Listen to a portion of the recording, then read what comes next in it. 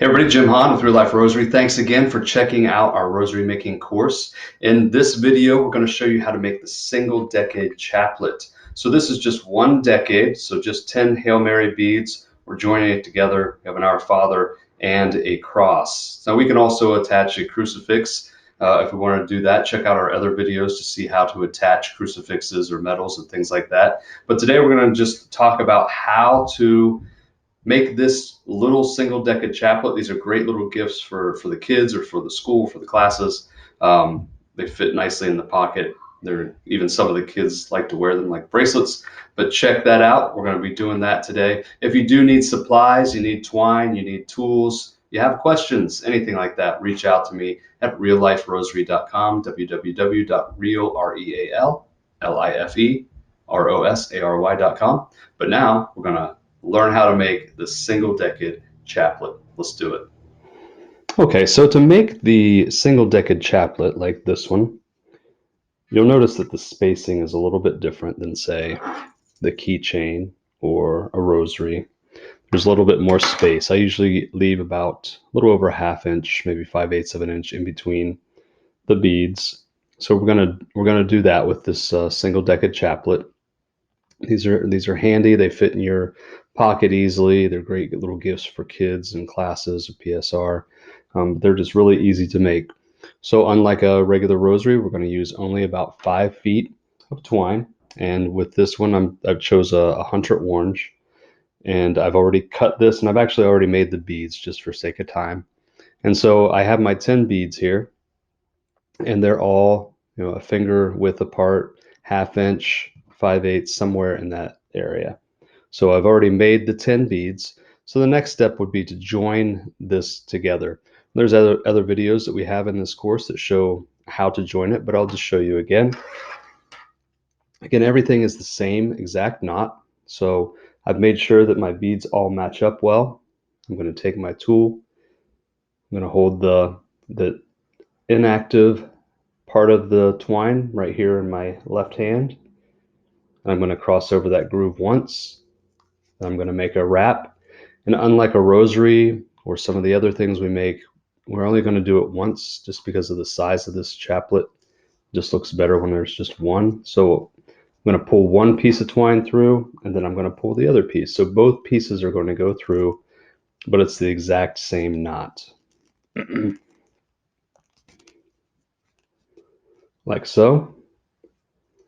And then I'm going to pull that off the tool, and I'm going to tighten that up.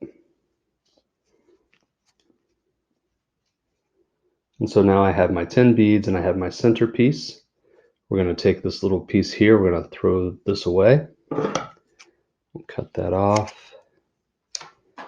Throw it away. Melt this down. And then continue. So now I have my 10 beads, my centerpiece, and a bunch of twine. So I'm going to continue by making the Our Father bead. Next.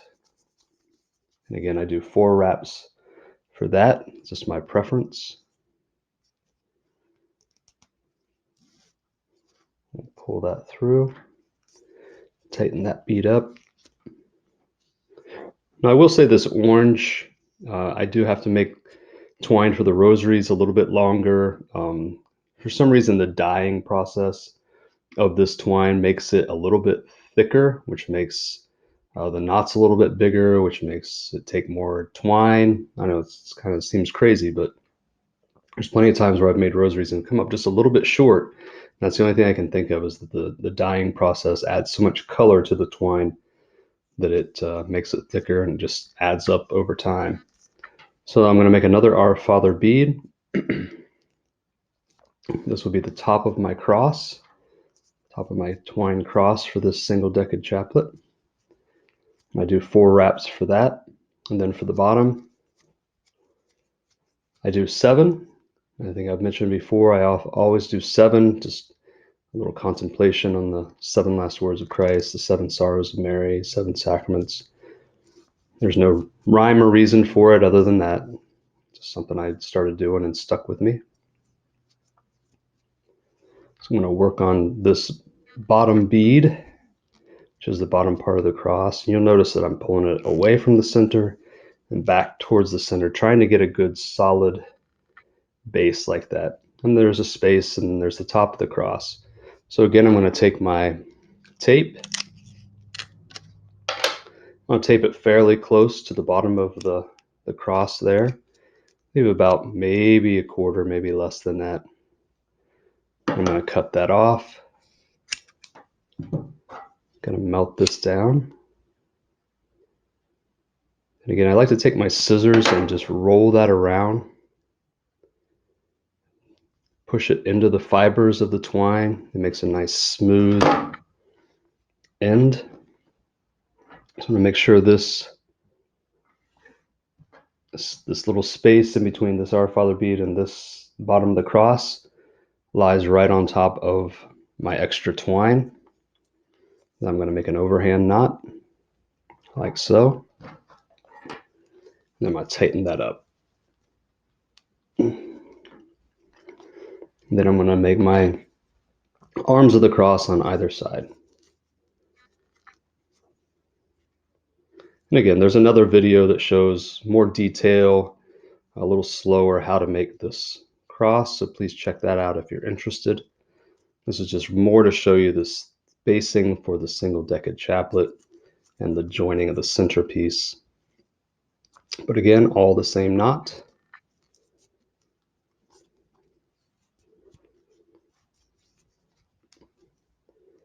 And so we'll cut these off.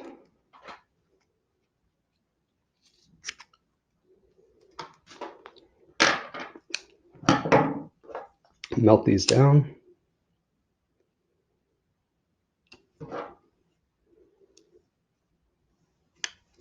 This is a hunter orange. So if you have a hunter in your life, this is a good when you drop this out of a tree stand, you're not going to lose it, unlike the army camo. So that's a Single Decade Chaplet. It's a lime green and a hunter orange with a twine cross. We also put metal crucifixes on some of our chaplets, and there's another video that shows you how to attach a metal crucifix, but this is just the Single Decade Chaplet. Thanks for watching. Check out all of our videos where we show you how to make these twine rosaries, chaplets, keychains, and more. Thanks for watching. God bless you. Bye.